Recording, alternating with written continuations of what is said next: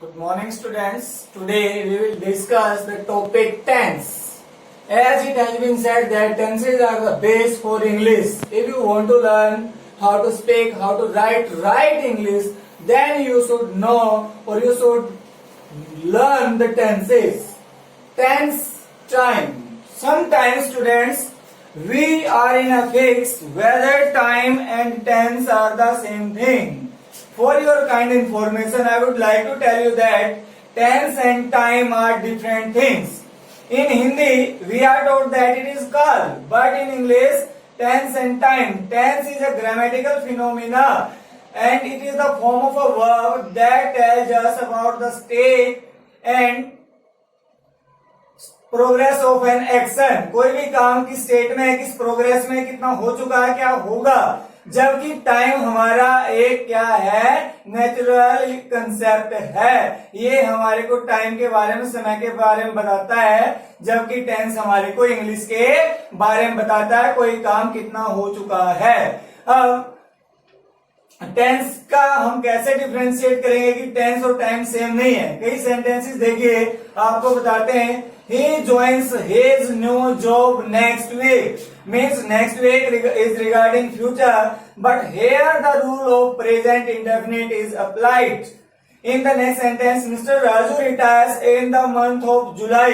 Here we are talking about July month, but the verb here used in present indefinite tense. So in this way we can clear it that tense and time are totally different things. I am going to the cinema tomorrow means fixed. हमने settled future planning है, उसके लिए भी हमने continuous का use किया है, जबकि बात फ्यूचर की है. तो ये तीनों के तीनों सेंटेंस हमारे को बताते हैं कि टेंस और टाइम दोनों डिफरेंट थिंग है.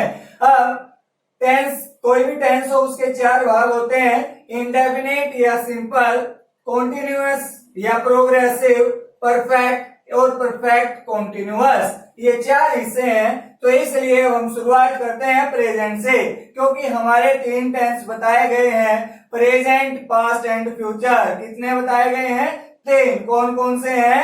Present, past and future. Present, past, future.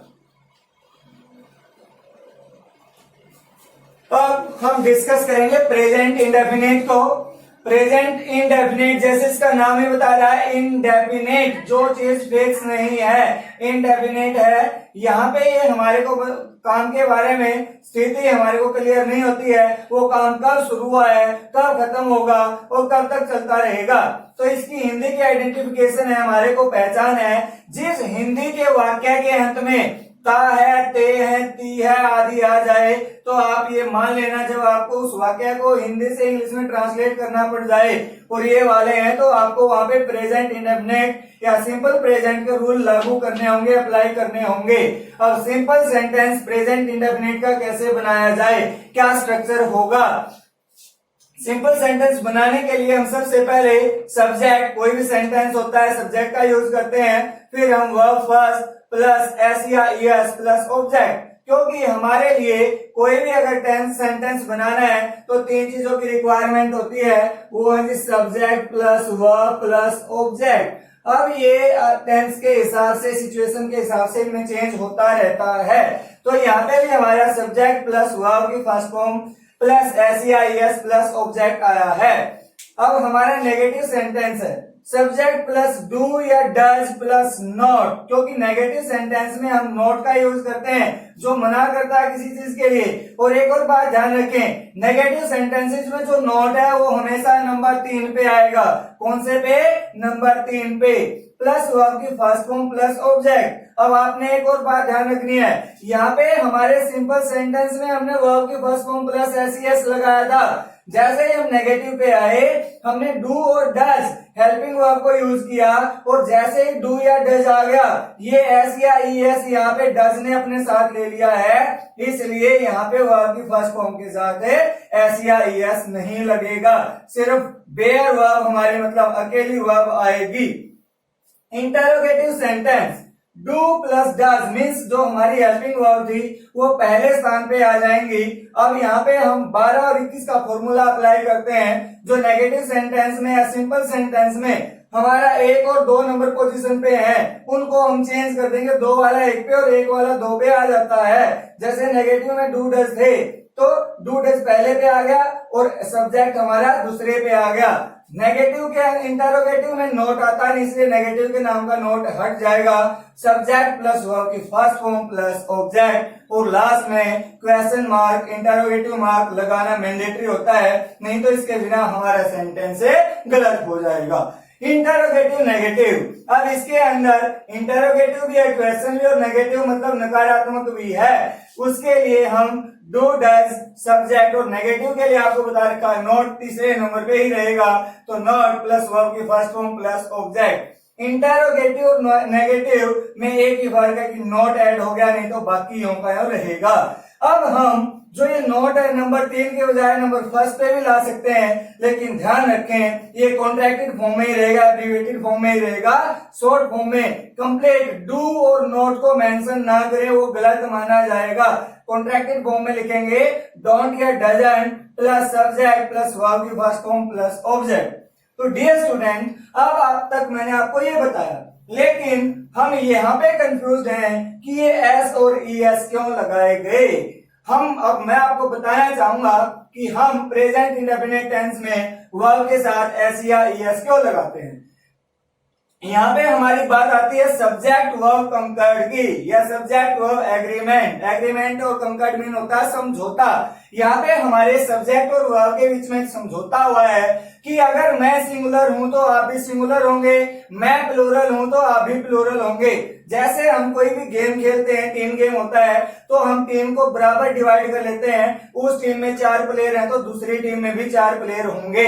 इसी प्रकार वर्ब और सब्जेक्ट के बीच में समझौता है, ये सिंगुलर तो वर्ब भी सिंगुलर, ये प्लूरल तो वर्ब भी प्लूरल। लेकिन अब तक हमने नाउन के केस में पढ़ा है कि उसको सिंगुलर से प्लूरल बनाने के लिए हम एस या ई एस ऐड करते हैं, लेकिन वर्ब के केस में ये एकदम अपोजिट है, क्योंकि according to English grammar all the verbs in English are plural in nature. Listen carefully. All the verbs are plural in nature. So to make them singular, we use either s or es. Now the next condition for us about the confusion is with which verb we should use s or with which verb we should use es. Now I would like to tell you that when our subject is third person singular, what?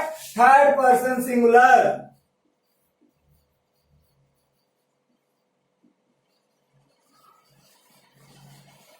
वो कौन कौन से हैं? He, she, it और any name। जब हमारे subject third person singular में से कोई भी आता है तो उस केस में हम वर्ब के साथ या तो एस लगाएंगे या ई एस लगाएंगे। अब फिर कंफ्यूजन आ गया है, कौन सी वर्ब के साथ तो मैं एस लगाऊं और कौन सी के साथ ई एस लगाऊं, इसलिए ये कंफ्यूजन भी हम दूर करते हैं। अब मैं आपको बताना चाहूंगा कुछ एक वर्ब है जिनकी आइडेंटिफिकेशन हम उनके लास्ट लेटर से कर लेते हैं। जिस वर्ब का last letter double S, S H, C H, Z, X और ओ आए, उन सभी वर्ब्स में अगर सेंटेंस के अंदर हमारा सब्जेक्ट थर्ड पर्सन सिंगुलर है तो हम उस वर्ब के साथ ई एस का यूज करेंगे। जैसे डबल एस वाली कुछ एक वर्ब मैं आपको याद दिलाना चाहूंगा, miss, bless, dress, cross, gloss. अब इनके साथ हम ई एस यूज करेंगे। मिसेस, ब्लेसेस, ड्रेसेस, क्रॉसेस और ग्लोसेस इसकी बनेंगी प्रेजेंट इंडेफिनिट टेंस के अंदर जब हमारे सब्जेक्ट है थर्ड पर्सन सिंगुलर, ये से एट और एनी नेम में से कोई भी होगा। अब एस एच के ऊपर वॉश, क्लैश, पुश, रस, फ्लैश, ये सारी वर्ब हैं जिनके लास्ट में एस एच है। अगर यहाँ पे हमारे सब्जेक्ट कौन है, हे से एट और एनी नेम, तो हम एस या ई एस का यूज करेंगे। लेकिन एक और बात ध्यान रखें, उसके अलावा आई, वी, यू, दे कोई भी है तो हम सिर्फ सीधी वर्ब यूज करेंगे, उसके साथ ना एस का यूज होगा ना ई एस का यूज होगा। दूसरी बात आप कहेंगे कि जी आई भी तो हमारा सिंगुलर है, लेकिन आप ध्यान रखें आई सिंगुलर तो है, but that is first person singular, not third person singular. Here the condition in English grammar is that only with the third person singular we are allowed to use s or es with the verb in present indefinite। ch पे देखिए, cat, search, teach, watch, jet, quiz, fizz, blizz, buzz, whiz। जब ये वाली verb है उस case में भी हम es यूज करेंगे। x, fix, mix, cox, box, hoax, इनके साथ भी es होगा। कंडीशन आपने ध्यान रखनी है, थर्ड पर्सन सिंगुलर सब्जेक्ट होना चाहिए। ओ, डू, गो, इको, जिन वर्ब के लास्ट में ये है वहां पे भी हम es का ही यूज करेंगे। अब एक और हमारे लिए रूल आया है कि जो वर्ब हमारी y के साथ एंड होती हैं और उस केस में हमारा कंसोनेंट प्लस y है, मीन्स कंसोनेंट कौन कौन से हैं, वोवल को छोड़ के, और वोवल आपके लेवल पे इंग्लिश में कितने हैं, 5। कौन कौन से, ए, ई, आई, ओ, यू। कौन कौन से हैं इस केस में आपके ए, ई, आई, ओ, यू। जहां पे ये 5 हमारे वोवल है वाई से पहले, उस केस में डिफरेंट कंडीशन होगी, और जहां पे हमारे कंसोनेंट हैं means A, E, I, O, you को छोड़ के जितने भी हैं, वोवल की और कंसोनेंट के अंदर डिफरेंस क्या होता है, जब हम वोवल को आर्टिकुलेट करते हैं, प्रोनाउंस करते हैं, उस टाइम पे हमारे माउथ से कंप्लीट ऑक्सीजन निकल जाती है, हवा निकलती है, और जब हम कंसोनेंट को आर्टिकुलेट करते हैं तो थोड़ा सा ब्लॉकेज होता है। ये डिफरेंस है, आप आर्टिकुलेट करके देख सकते हैं। ए, ई, आई, ओ, यू सारे का सारे हमारे जो होठ है वो खुले रहते हैं, इसलिए हवा इजीली पास हो जाती है। अब इसके एग्जांपल दिए हैं, जैसे C, R, Y, R, A, E, I, O, U में से कोई भी नहीं है तो उस केस में हमारा वाई पे खत्म हुआ और उससे पहले कंसोनेंट है, तो उस केस में प्रेजेंट इंडेफिनिट में अगर हमारा सब्जेक्ट थर्ड पर्सन सिंगुलर है, ही, सी, इट और एनी नेम में से सिर्फ वहीं पे कंडीशन अप्लाई होगी, हम वाई को हटा देंगे और आई लिख देंगे वाई की जगह पे, और साथ में es लग जाएगा, तो इसका बन जाएगा CRIES। FLY बनेगा FLIES, TRY बनेगा TRIES, वेरीफाई बनेगा VERIFIES, और कॉपी बनेगा COPIES। अब अगला स्टेज आई है, जब हमारा वोवल प्लस वाई है तो उस केस में हम वाई के साथ कोई छेड़खानी नहीं करेंगे, सिर्फ सीधा एस ऐड कर देंगे। एग्जाम्पल आप देख सकते हैं, PLAY तो ही प्लेज हो जाएगा, सी के साथ लगेगा तो सी स्टेज हो जाएगा, और इट के साथ लगेगा तो इट प्लेज हो जाएगा। बाइज, सेज, एंजॉयज, ये सारे के सारे हमारे इसके अंदर आ गए हैं। अब हमारे यूजेज हैं कुछ एक प्रेजेंट इंडेफिनिट टेंस के, कहां पे यूज करेंगे। वैसे तो इसके बहुत सारे यूजेज हैं, लेकिन कुछ एक लिमिटेड आपके लिए लेके आए हैं कि आपके लेवल तक इनको तो आपने ध्यान में रखना ही होगा। हैबिचुअल एक्शन, कोई भी काम आप करते हो, जैसे I get up early at 5 o'clock in the morning, मैं 5 बजे उठता हूं तो वो आपकी आदत है। ही स्मोक्स, ये भी उसकी आदत है। He takes tea early in the morning, वो चाय लेता है, ये भी उसकी आदत है। परमानेंट एक्टिविटी, कोई भी काम जो परमानेंट होता है उस एक्टिविटी के लिए भी he works in this office, मतलब वो हर रोज आता है और इस ऑफिस में उसकी ड्यूटी है, वो हर रोज उसको आना पड़ता है। I come to school in this school, यहाँ पे भी ये भी हमारी परमानेंट है कि हम 5 साल 10 साल 12वीं तक जिस स्कूल में पढ़ते हो रेगुलर जाते हैं। उस केस में यूनिवर्सल ट्रूथ, सार्वभौमिक सत्य है, मतलब पूरी धरती पे कायनात पे कहीं पे जाए वही हो, जैसे the sun rises in the east, the water freezes at a 0 degree, the water boils at 100 degree, तो ये यूनिवर्सल ट्रूथ है। उस केसेस में भी हम प्रेजेंट इंडेफिनिट का यूज करते हैं। कमेंट्री ऑन टीवी और रेडियो, जब कोई भी कमेंट्री चल रही हो टीवी रेडियो के ऊपर, तो उस केस में गेम के रिगार्डिंग हो या कोई भी हिस्टोरिकल फैक्ट प्रेजेंट किया जा रहा हो, उस केस में भी हम प्रेजेंट इंडेफिनिट का यूज करते हैं। जैसे Raju passes the ball to Sohan and now Sohan passes it to Rohan and Rohan heads it and passes back to the goalkeeper and scores a goal। इस प्रकार से हम इसको प्रेजेंट इंडेफिनिट को यूज करते हैं। न्यूज़पेपर हेडलाइंस, कोई भी न्यूज़पेपर की हेडलाइंस आप देखेंगे इंग्लिश के तो piece talk fails, the mass murder escapes, इस प्रकार से आपको मिलेंगी। हेयर और देयर से स्टार्ट होने वाले सेंटेंसेस में भी हम प्रेजेंट इंडेफिनिट का यूज करते हैं। Here he comes, there she goes, इस प्रकार से। कोटेशंस, किसी व्यक्ति के द्वारा कही गई कोई भी बात है तो उसके रिगार्डिंग भी हम उसमें भी प्रेजेंट इंडेफिनिट का यूज करते हैं। Our teacher says honesty is the best policy. In this way, these are the uses of this tense and these are the some special traits of this tense. You should remember all these points to make you master in this tense and to make your grammar very well, to make your writings effective without committing a single mistake. Thank you.